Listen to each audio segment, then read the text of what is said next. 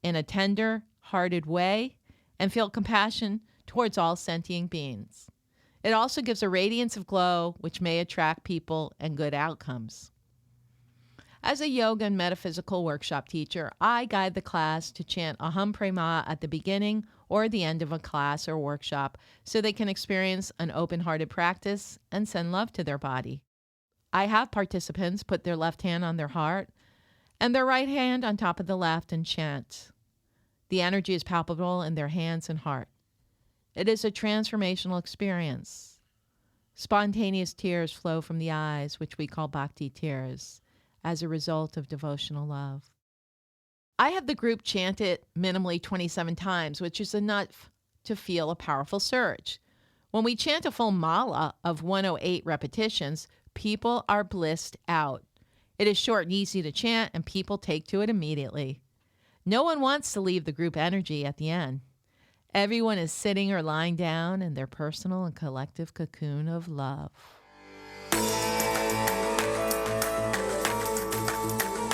I hope you enjoyed our special love episode. Mantras for Love and Relationship from the book Sacred Sound Formulas to Awaken the Modern Mind by Parashakti Jill Jardine. This is Cosmic Scene with Jill Jardine, sending healing, love vibrations, good vibrations into the quantum field. Stop.